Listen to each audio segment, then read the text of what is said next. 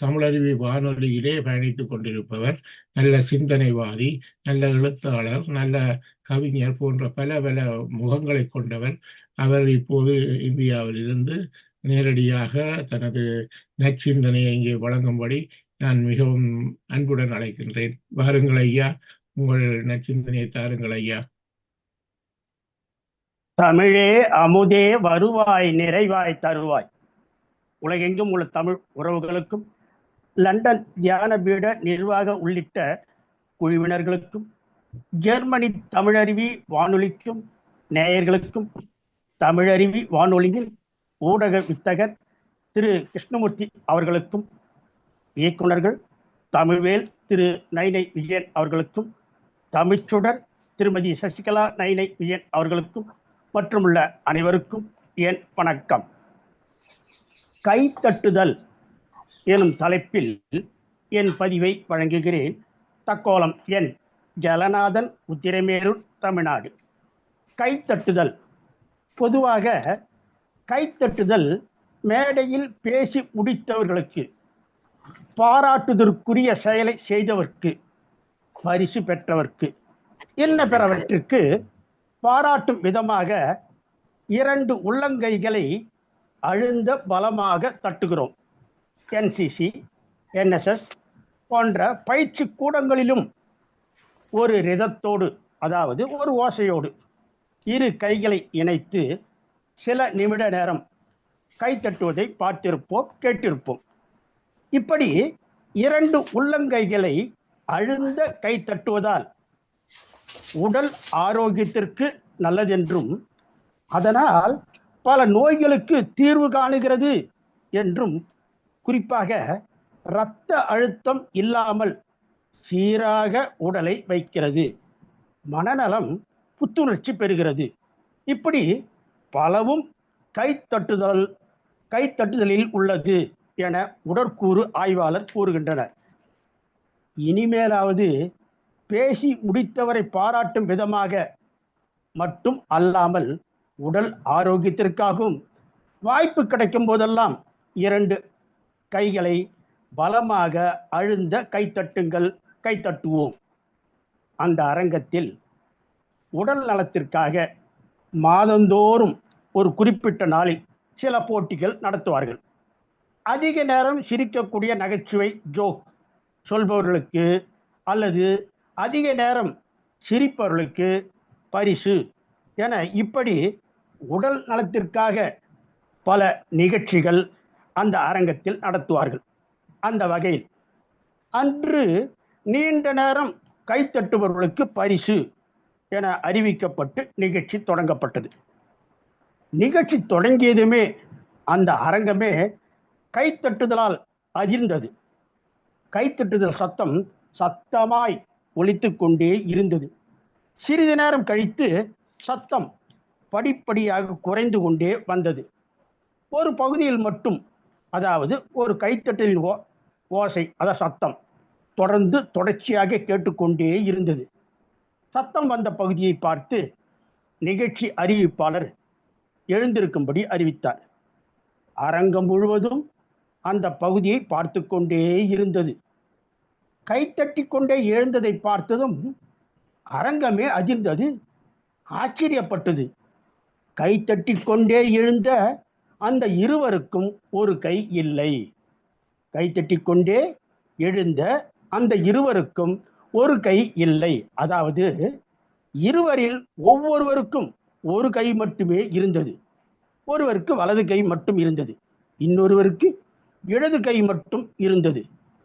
ஒரு கை இல்லையே என்று வருத்தப்படாமல் அந்த இருவரும் நம்பிக்கையோடு ஒருவரை ஒருவர் நம்பி கை இணைந்து நம்பிக்கையோடு கைத்தட்டி பரிசும் பெற்றதை பாராட்டி அந்த அரங்கமே நீண்ட நேரம் கைத்தட்டியது.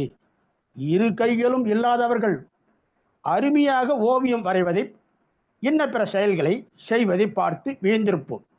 பொதுவாக மாற்றுத்திறனாளிகள் உறுப்பு குறைபாடு உடையதாக அல்லது உறுப்பே இல்லாமல் இருந்தாலும் அந்த உறுப்பின் செயல்பாட்டை இன்னொரு உறுப்பின் செயல்பாட்டில் மாற்றும் திறன் பெற்று செயல்படும் மாற்றுத்திறனாளிகள் விளங்குவார்கள் என்று உடற்கூறு வல்லுநர்கள் குறிப்பிடுகின்றனர். நம்மில் பலர் உடல் நலம், உறுப்புகள் நலம் பெற்றிருந்தாலும் நம்மால் முடியாது என்ற நம்பிக்கை இழந்த மன ஊனமுற்றவர்களாக இருக்கின்றனர். முடியாது என்று எண்ணினால் எழுந்து நிற்கக்கூட முடியாது. முடியும் என்று எண்ணினால் வானத்தையும் வசப்படுத்த முடியும். நம்பிக்கையோடு செயல்பட்டால் குறையே தெரியாத அளவிற்கு நிறைவே காண முடியும். உடல் நலமும் மனநலமும் சிறப்பாக பெறலாம். இனி வாய்ப்பு கிடைக்கும் போதெல்லாம் இரு உள்ளங்கைகளை இணைத்து அழுத்தமாக பலமாக கைத்தட்டுவோம். உடல் நலத்தை காப்போம். நன்றி, வணக்கம். தக்கோலம் என் ஜலநாதன், உத்திரமேரூர், தமிழ்நாடு, சங்கத்தமிழ் இலக்கிய பூங்கா. ஐயாவுக்கு எமது கோடான கோடி வணக்கங்கள். உண்மையிலே இந்த கைதட்டுதல் என்பது மிகவும் முக்கியமானது. ஏனென்று சொன்னால் இந்த தளத்திலேயே அதை அறிமுகப்படுத்தி இருக்கின்றார்கள். ஒருவர் பேசி முடிந்த பின்பு அந்த கைதட்டும் வழக்கத்தை இங்கே வைத்திருக்கின்றார்கள். அதுவும் ஒரு சிந்தனை தூண்டும் ஒரு விதமாக இங்கே நல்லொரு விடயத்தை நீங்கள் இன்று நமக்கு தந்திருக்கின்றீர்கள். முதற்கண் நமது தமிழருவி வானொலி சார்பாக உங்களுக்கு நமது நன்றிகளை தெரிவித்துக் கொண்டு அடுத்ததால் வந்திருக்கின்ற சங்கத்தமிழ் பூங்கா என்பது ஒரு பின்னி பிணைந்து தமிழருவியுடன் பயணிக்கும் ஒரு இடமாக இருக்கின்றது.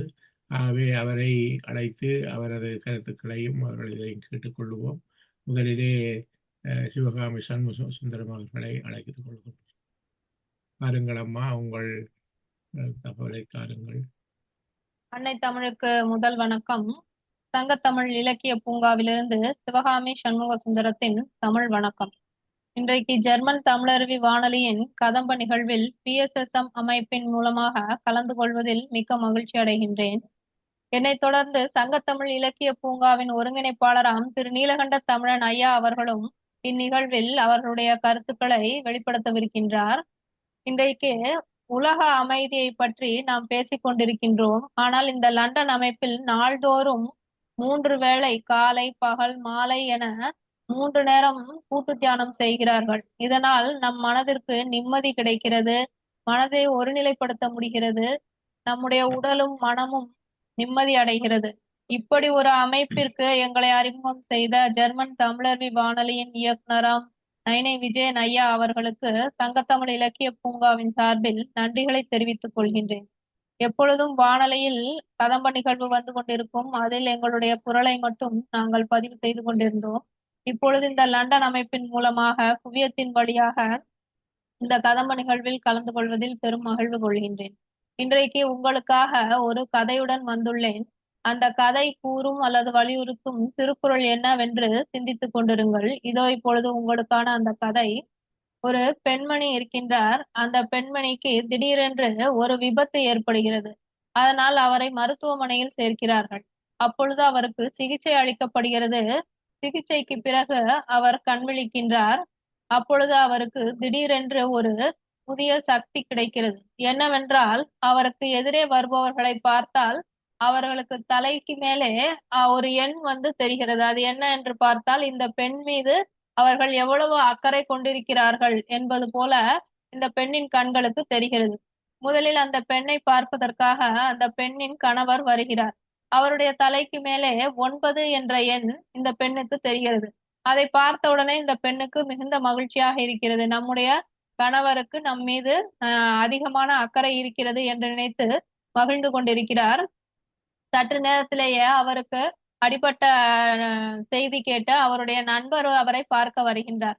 அப்பொழுது அவர் எதிரே வரும் பொழுது அவரது தலைக்கு மேலே 80 என்ற எண் இவருக்கு தெரிகிறது. அப்பொழுது இந்த பெண்ணுக்கு அதிர்ச்சியாக இருக்கிறது. அப்பொழுதுதான் இந்த பெண்ணுக்கு புரிய வருகிறது, 9 என்பது 10ற்கான மதிப்பெண் அல்ல, 100%த்தில் 9% மட்டுமே தன்னுடைய கணவர் தன் மீது அக்கறையாக இருக்கிறார். ஆனால் நம்முடைய நண்பரோ நம் மீது 80% அக்கறை கொண்டிருக்கிறார் என்பது அவருக்கு தெரிய வருகிறது. அது தெரிந்தவுடன் இவர் மிகவும் அதிர்ச்சி அடைகின்றார். அடுத்ததாக இவருக்கு சிகிச்சை அளித்த மருத்துவர் அங்கு வருகிறார். அவர் தலைக்கு மேலாக 30% 30 என்ற எண் காட்டுகிறது. அந்த மருத்துவர் தன்னிடம் வரும் நோயாளிகளை அக்கறையாக கவனமாக அவர்களுக்கு சிகிச்சை அளிக்கிறார்கள். அப்பொழுது இந்த பெண்ணுக்கு இன்னும் கவலை அதிகமாகிறது. நமக்கு சிகிச்சை அளிக்கக்கூடிய மருத்துவர் கூட நம் மீது 30% அக்கறை கொண்டிருக்கிறார். ஆனால் நம்முடன் இருக்கக்கூடிய நம்முடைய கணவர் நம் மீது 9% தான் அக்கறை கொண்டிருக்கிறார் என்று தெரிந்து கொண்டு ஆச்சரியம் அடைகின்றார். இப்படி அவருக்கு உடல்நிலை சரியில்லை என்று கேள்விப்பட்டு ஒவ்வொருவராக வருகிறார்கள்.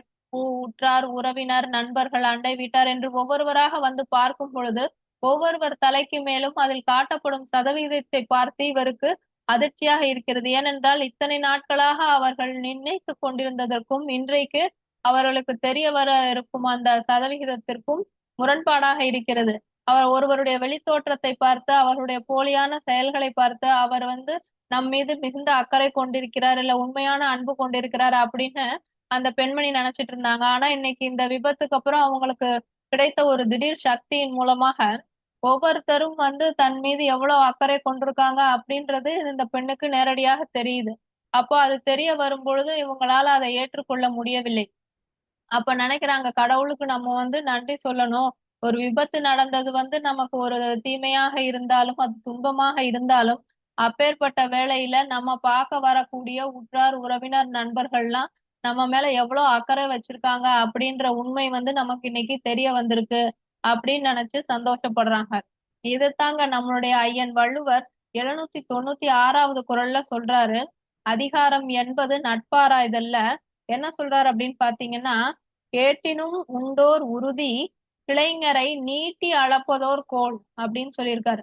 அதாவது ஒருத்தங்களுக்கு துன்பம் வந்தாலும் அதுவும் நன்மைதான். ஏன்னா அப்படிப்பட்ட துன்ப காலத்தில் தான் ஒருத்தங்களுக்கு அவங்களுடைய உற்றார், உறவினர்கள், நண்பர்கள் எப்படிப்பட்டவங்க அப்படின்றத அளக்கக்கூடிய ஒரு அளவுகோலாக இருக்கு. எப்படி இந்த பெண்மணிக்கு அவங்களுடைய அக்கறை எவ்வளவு இருக்குன்னு ஒரு அளவுகோலாக அந்த சதவிகிதம் தெரிஞ்சுதோ, அது மாதிரி ஒரு மனிதனுக்கு ஒரு கேடு காலம் வரும் பொழுது அல்லது துன்பம் வரும் பொழுதுதான் நம்மை சுற்றி இருக்கக்கூடியவர்கள் எப்படிப்பட்டவர்கள், யார் உண்மையான அன்பு கொண்டவர்கள், யார் உண்மையான அக்கறை கொண்டவர்கள் அப்படிங்கிறது நமக்கு தெரிய வரும் அப்படின்றத சொல்றாங்க. இது போல நம்ம உண்மையான நிலையை அறிந்து கொள்ளணும், இல்ல தெளிவான ஒரு நிலையில இருக்கணும் அப்படின்னா அதற்கு வள்ளுவர் கூறும் குறளை நாள்தோறும் சொல்ல வேண்டும். அதற்கு வள்ளுவத்தை நாம் படிக்க வேண்டும். தினமும் ஒரு குறளையாவது நாம் படிக்கலாம். ஏன்னா 2 அடி தான் அவர் கொடுத்திருக்காரு. 7 சீர் 2 அடி தான் கொடுத்திருக்காரு. தினமும் ஒரு குறளை படித்தால் கூட அவர் கொடுத்த குறள் எல்லாம் நாம் படித்து தெரிந்து கொள்ளலாம்.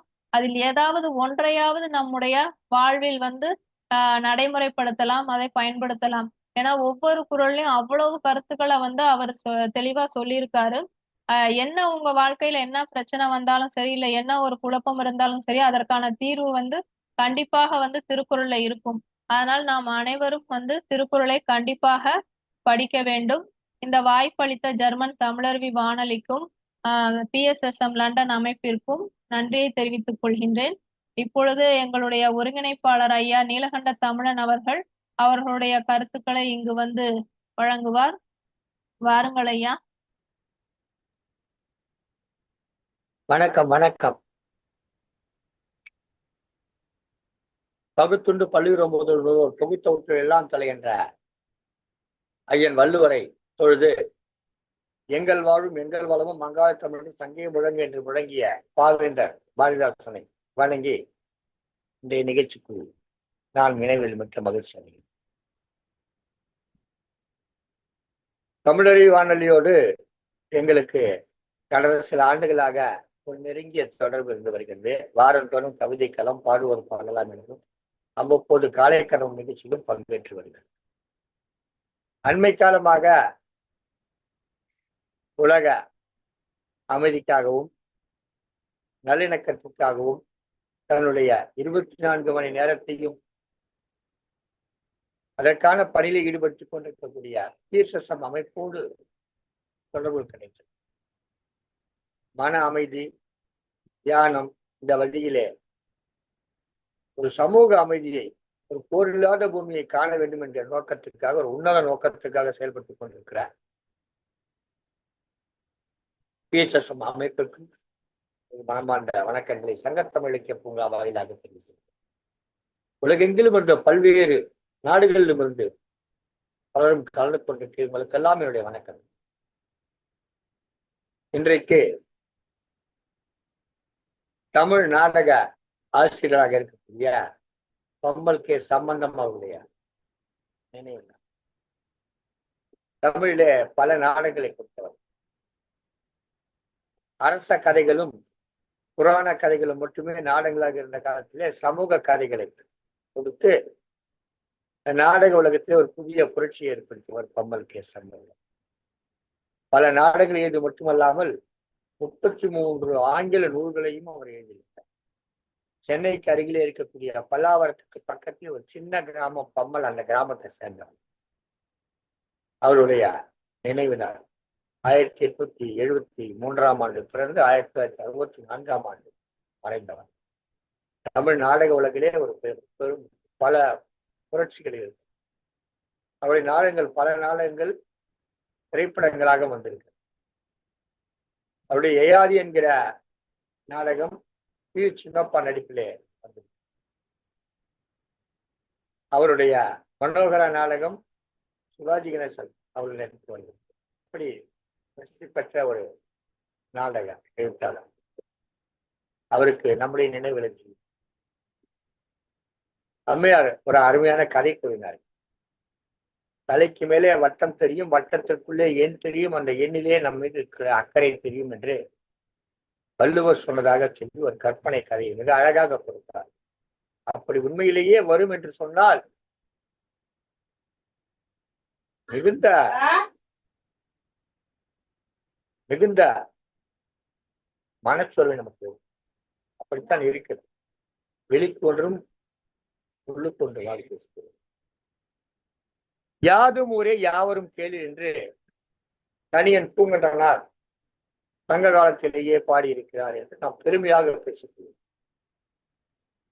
உலகெங்கிலும் இருக்கக்கூடிய தமிழர்கள் இன்றைக்கு, குறிப்பாக ஈழத் தமிழர்கள் இன்றைக்கு யாதும் ஊரே என்று பல ஊர்களில் வாழ்ந்துகிறார்கள். நாமும் கூட சொல்லிக் கொண்டு யாதும் ஊரே யாவரும். ஆனா பக்கத்து வீட்டுக்காரங்க பேசுகிறது. நம்முடைய தமிழர்களோடு நாம் ஒரு இணக்கமாக இருப்போம். நமக்குள் ஒரு இணக்கம் வர வேண்டும். இன்றைக்கு உலகெங்கிலும் இருக்கக்கூடிய ஈழத்தமிழர்கள் அவர்களுக்குள்ளே ஒரு இணக்கத்தை வைத்துக் கொள்ளும். தயவு செய்து உங்களிடம் வேண்டி விரும்பி கேட்டுக்கொள்கிறேன், எங்களையும் உங்களோடு சேர்த்துக் கொள்ளுங்கள். ஏனென்றால் உங்களுக்கு வந்த நிலைமை எங்களுக்கும் விரைவில் வர இருக்கிறதோ என்ற அச்சப்படும் வகையிலே இன்றைக்கு தமிழ்நாடு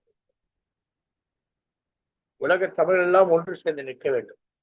நாளைக்கு இது போன்ற ஒரு நிலைமை வந்தால் உலகத்திற்குள் தமிழர்கள் எல்லாம் குரல் கொடுக்க வேண்டும் என்பதற்காக வேண்டி விரும்பி கேட்டுக்கொள்ளும். இந்த யாரும் முறை யாவரும் கேள்வி என்பதை அம்மா சொல்றது வெளிப்பூச்சாக இல்லாமல் உள்ளாந்தராக வைத்துக் கொள்ள வேண்டும். எல்லாம் ஊர் என்றிருக்க நாம் நம்முடைய சொந்த நிலத்தை இழந்து விட்டோம். நாங்கள் இழந்து கொண்டிருக்கிறோம். அதற்கான பெரும் போராட்டத்தை சந்தித்து மீண்டும் வந்திருக்கிறோம்.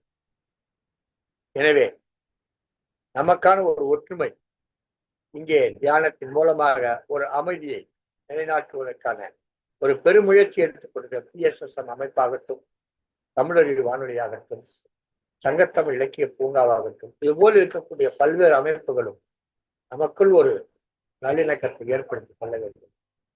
நாளைக்கு எங்கு தமிழருக்கு எந்த துன்பம் நேர்ந்தாலும் உலகெங்கிலும் இருக்கக்கூடிய தமிழர்கள் ஒரே நொடியில் குரல் கொடுப்பவர்களாக நாம் மாற வேண்டும். அடுத்த நொடியில் நம்முடைய குரல் உலகெங்கிலும் ஒலிக்க வேண்டும் என்கிற எண்ணத்தை நாம் ஏற்படுத்திக் கொள்ளலாம்.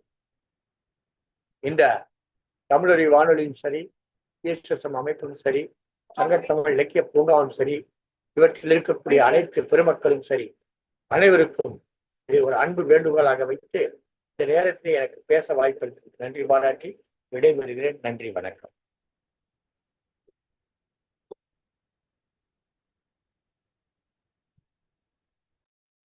வணக்கம் ஐயா. திரு நீலகண்ட தமிழன் அவர்கள், அவரது பேர் எனக்கு ஒரு வித்தியாசமாக இருக்கின்றது. எனது தமிழ் கடவுள் என்றால் நாங்கள் முருகனைத்தான் சொல்லுவோம். இங்கே சிவபெருமான் தமிழனாக வந்திருக்கின்றார், நீலகண்ட தமிழன் என்று. ஆகவே அவரது பேர் சிவபெருமான் தமிழன் என்றதை எடுத்து இயம்பிக் கொண்டிருக்கிறது. ஆகவே அவரது கருத்துக்கள் நான் பல தடவை எமது வானொலியூடாக கேட்டிருக்கின்றேன். மிகவும் அருமையாக இருக்கும். அதே போன்று அவரதை பின்னணிப்படுத்தி கொண்டு அங்கே வருபவர்கள் கனவேர் அது 50-60 பேர்கிட்ட தமிழருவி வானொலியிலே அவரது பின்னணியிலே இருந்து செயற்படுகின்றார்கள். அந்த வகையிலே சிவகாமி சண்முகம் அவர்கள் தனது கருத்தை மிகவும் அழகாக இங்கே கூறியிருந்தார். அவருக்கும் திரு நீலகண்ட தமிழன் ஐயா அவர்களுக்கும் தமிழறி வானொலி சார்பாக நன்றியை தெரிவித்துக் கொண்டு, சேவை என்பது பணம் பெற்று செய்வது அல்ல, உளமாற செய்வதே சேவை என்று சொல்லப்படுகிறது. அந்த வகையிலே இந்த தளம் உளமாற இங்கே சேவை செய்து கொண்டிருக்கிறார்கள் என்பதை இயம்பிக் கொண்டிருக்கின்றது.